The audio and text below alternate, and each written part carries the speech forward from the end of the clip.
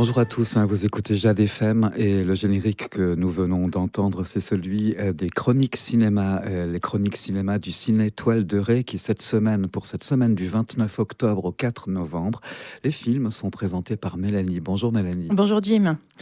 Alors, cette semaine, c'est une semaine assez chargée. Nous n'avons pas moins que de 18 films à l'affiche cette semaine. Voilà, ça s'explique aussi par les vacances scolaires qui continuent, beaucoup de films pour le jeune public. Et aussi, le mois d'octobre a été marqué par des sorties plus nombreuses, en tout cas des films attendus plus nombreux que les semaines précédentes. Nous avons 2 sorties nationales cette semaine. Le premier film dont je vais vous parler, c'est L'étranger de François Ozon, dont c'est le 25e long métrage déjà. François Ozon, on le connaît entre autres pour son film 8 femmes en 2002. Et donc là, il adapte le roman d'Albert Camus qui était paru en 1942, L'étranger, donc du même nom. Et on va retrouver dans ce film une partie des acteurs et des actrices avec qui il a déjà travaillé dans ses précédents films. Par exemple, le rôle principal est tenu par Benjamin Voisin, qui joue donc Meursault, qui a joué dans le film Été 85 en 2020 d'Ozon. On retrouve Rebecca Marder qui a joué dans Mon Crime, Pierre Lautin qu'on a vu l'année dernière dans Quand vient l'automne, Swan Arlo qu'on avait vu dans Grâce à Dieu. Il y avait aussi Pierre Lautin dans Grâce à Dieu. Donc voilà, on retrouve un casting assez impressionnant et des acteurs et des actrices avec qui Ozon aime travailler. Pour un film réputé inadaptable. Voilà, exactement. Pour un livre réputé inadaptable. Un livre, pardon, oui. Il n'y a pas de souci. C'est effectivement seulement la 2e adaptation du film. La première avait été faite par Visconti. Je n'ai pas noté l'année, mais je crois que c'était en 1967 et n'était pas resté dans les mémoires des critiques des cinémas. Il avait été assez mal critiqué. Ce film-là est très attendu. Comme le livre, il interroge l'absurdité de l'existence à travers l'absence de réaction de Meursault. C'est un film en noir et blanc, donc ça peut paraître assez paradoxal parce que le livre, si vous l'avez lu, parle beaucoup des couleurs de l'Algérie, d'Alger. Mais ce choix du noir et blanc permet aussi à François Ozon d'exacerber la couleur vive, l'éclairage du soleil, qui est très très important dans le roman.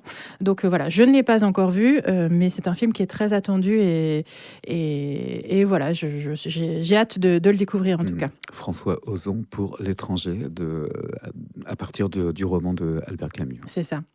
La 2e sortie nationale cette semaine, c'est La femme la plus riche du monde de Thierry Cliffat, avec entre autres Isabelle Huppert, Marina Foïs, Laurent Lafitte, Raphaël Persona. Donc là aussi, un casting assez impressionnant. Et ce n'est pas cette fois-ci l'adaptation d'un livre, mais l'adaptation d'une histoire réelle qu'on a appelée l'affaire Bettencourt. Donc le côté de l'affaire Bettencourt, pas tant le côté financier, mais le côté personnel. De la relation entre Liliane Bettencourt, donc qui est ici interprétée par Isabelle Huppert, et François-Marie Bagné, qui est interprété par Laurent Lafitte. Qui traite de la question de l'abus de faiblesse, finalement, dans cette histoire. C'est vraiment librement adapté de cette affaire. Ce n'est pas un biopic ou quoi que ce soit. C'est là aussi un film qui intrigue, qui donne à voir un monde qui est inconnu de la plupart des gens, la très grande bourgeoisie, l'aristocratie, pratiquement des gens qui ont fait leur fortune sur des choses qui peuvent parfois interroger aussi. C'est un film attendu également cette semaine. Donc ça, c'était les deux sorties nationales.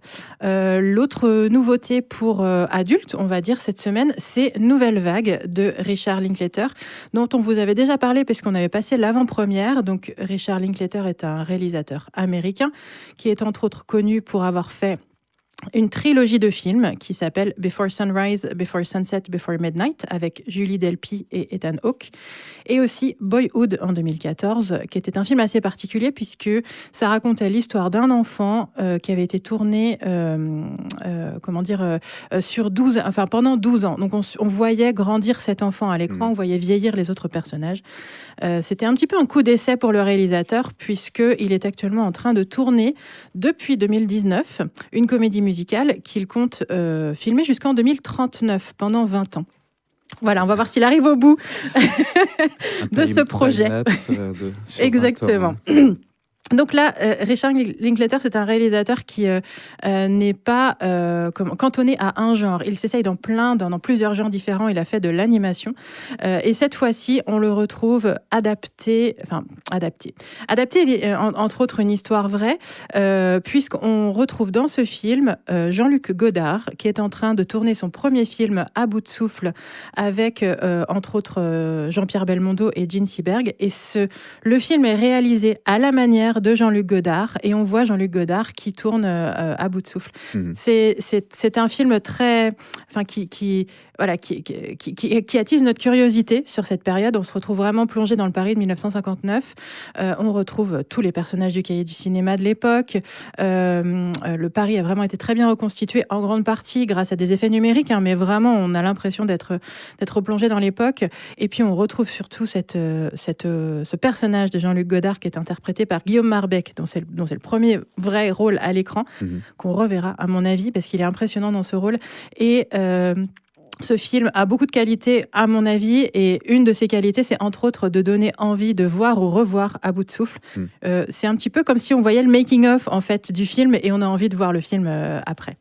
Nouvelle vague. Exactement. Ensuite, on va passer aux nouveautés pour les enfants. Je vais commencer par Le secret des mésanges d'Antoine Lancio, qui est un film pour les enfants à partir de 6 ans, qui raconte l'histoire de Lucie, qui a 9 ans, qui va se plonger dans son histoire familiale. C'est un film d'animation en 2D, en papier découpé. Donc, ce sont des pantins et des décors qui ont tous été fabriqués en papier découpé. Il y a eu environ 2000 pantins et plus de 800 décors. Il faut imaginer le temps que ça prend, la précision que ça prend. C'est très, très, très beau. C'est admirable déjà comme travail. Et en plus, le film est très beau et visuellement, l'histoire est très jolie aussi. Donc voilà, je vous encourage vraiment à envoyer... Je vous encourage vraiment à emmener vos enfants voir ce film, Le secret des mésanges. À partir de 6 ans. À partir de 6 ans. Toujours à partir de 6 ans, on a également Hopper et le secret de la marmotte, qui là est un film de Benjamin Mousquet, qui est une réalisation franco-belge. C'est le 2e épisode des aventures de Hopper qu'on avait découvert dans Hopper et le hamster des ténèbres. Hopper, c'est un jeune héros qui est mi-poulet, mi-lapin. Voilà. Ça existe dans le monde de l'animation. Donc c'est un film d'aventure aussi. Hopper va essayer de retrouver une marmotte que tout le monde a envie de retrouver. On va voir s'il réussit à la retrouver le premier. À partir de 6 ans également. Ouais. Voilà. Et ensuite, à partir de 4 ans, une autre nouveauté, Jack et Nancy, les plus belles histoires de Quentin Blake. Ce sont 2 courts-métrages, l'un qui s'appelle Jack et Nancy et l'autre Petit Chou, qui sont adaptés des histoires de Quentin Blake, qui était un auteur et illustrateur de la moitié du XXe siècle, un auteur et illustrateur britannique qui a illustré plus de 300 livres, qui a fait ses propres histoires aussi, dont ces 2-là, et qui a été surtout connu pour illustrer des romans de Roald Dahl, en particulier Mathilda. C'est lui qui avait donné un visage à Mathilda. C'est pour les enfants à partir de 4 ans.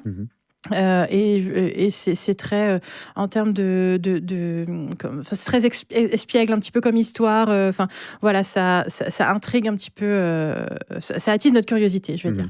52 minutes, parfait pour des enfants de cet âge. Oui, il faut pas plus longtemps effectivement, parce que c'est pas forcément facile de rester attentif pendant tout ce temps. Attentif en restant assis sur un siège de cinéma. Donc c'est pour ça que c'est recommandé pas avant 4 ans. Parce que plus jeune, ça peut être un petit peu compliqué. En continuation ensuite cette semaine, donc toujours pour le jeune public, on a toujours Arco, qui est à partir de 8 ans, qui est un très très beau film réalisé par Hugo Bienvenu, dont Victor vous a parlé la semaine dernière. On a toujours Gabi et la maison magique à partir de 6 ans, et puis également Timioche à partir de 3 ans. Et pour les adultes, en continuation, nous avons Kaamelott volet 2 partie 1, en attendant la partie 2 dans un an. Il va falloir être patient. L'homme qui rétrécit avec Jean Dujardin, Chien 51, C'était mieux demain et toujours Le jour J. Voilà, des films qui restent à l'affiche. Et je voudrais finir cette chronique en vous parlant des événements de la semaine. On en a 4 cette semaine, 2 qui sont regroupés sous la même thématique, puisqu'on arrive à la fin octobre. Donc, qui dit fin octobre, dit la Toussaint, mais dit aussi Halloween. Donc, on a préparé, on vous propose 2 films en partenariat avec l'Association française des cinémas Art et Essai et le groupe 1525 de l'AFCAE, sur la thématique d'Halloween. Donc, tout d'abord, donc ce sont 2 classiques. Massacre à la tronçonneuse de Toby Hooper, qui était sorti en 1982, qui est vendredi 31 octobre à 21h30. Attention, il est interdit aux moins de 16 ans. On demandera une attestation, justificative d'âge pour pouvoir rentrer dans la salle.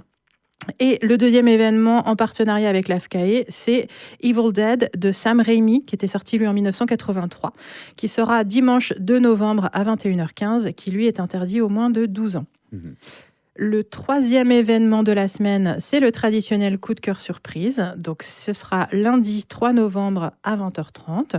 Je ne vous en dirai pas plus, comme d'habitude. Et si, je peux juste vous dire, pour ceux qui n'ont pas l'habitude, que c'est un film qui est sélectionné par les bénévoles, parmi un choix de 3 ou 4 films que nous envoie là aussi l'AFCAE. C'est un programme AFCAE, c'est coup de cœur surprise. Les bénévoles visionnent donc les films, choisissent un film, vous le présentent très très très rapidement sans en dire trop avant le début du film pour vraiment tout découvrir pendant les premières images, et après anime un échange avec le public autour de ressentis en fait autour de ce film-là. Et vous le connaissez toujours pas, ce coup de cœur? Alors moi, si. Ah si, vous l'avez. VF, VO? Alors, chaque fois, j'essaie. Oui, voilà, c'est un film français, voilà, parce qu'on n'a pas mis, on n'a pas mis VO sur le programme. Okay. Mais c'est tout ce que, voilà, on est obligé d'être quelques-uns ou quelques-unes à le connaître, tout simplement pour pouvoir assurer le côté technique, pour s'assurer d'avoir bien reçu le bon film, et puis de le programmer dans la bonne salle, tout ça. Voilà. Donc, on est quelques-uns dans le secret. Très bien. Et la dernière animation dont je voulais vous parler, ce sera mardi 4 novembre à 20h30. C'est une rencontre autour du documentaire Kermadeleine, Semer la liberté. C'est un documentaire de Marine Giraud dans le cadre des Journées nationales prison. Ce Kermadeleine, pour celles et ceux qui ne connaissent pas, c'est une ferme à Saint-Gildas-des-Bois, en Loire-Atlantique. Une ferme en agriculture biologique, qui est aussi une association Emmaüs, et un lieu de réinsertion sociale pour les prisonniers en fin de peine. Donc voilà, c'est un documentaire très intéressant, et on pourra échanger après le film avec la réalisatrice Marine Giraud, qui sera avec nous. Également le collectif Prison 44 et l'équipe du Kermadeleine qui sera présente également. Une soirée très attendue. Kermadeleine, oui. Donc ça fait partie de ces lieux qui proposent à des prisonniers qui sont en fin de peine de purger en quelque sorte la fin de leur peine. C'est ça. En plein air. C'est ça, en travaillant, en se réinsérant. Une des grosses difficultés et critiques qu'on peut émettre à notre système judiciaire aujourd'hui, c'est la récidive. Et les spécialistes s'entendent pour dire que la récidive est en grande partie due à la non-préparation de la sortie, à ce qu'on appelle aux sorties sèches. C'est-à-dire qu'il y a tellement peu de moyens dans l'administration pénitentiaire que même les prisonniers qui sortent du jour au lendemain ne sont pas forcément accompagnés avant pour trouver un logement, pour trouver un travail, ce qui provoque beaucoup de récidives.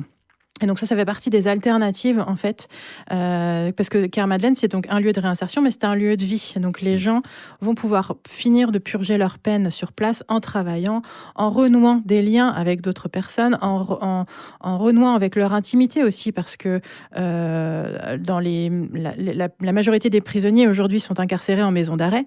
Donc c'est pour les peines de moins de 2 ans. Et dans les maisons d'arrêt, ils sont 2, 3, 4, 5 parfois par cellule de 10 mètres carrés.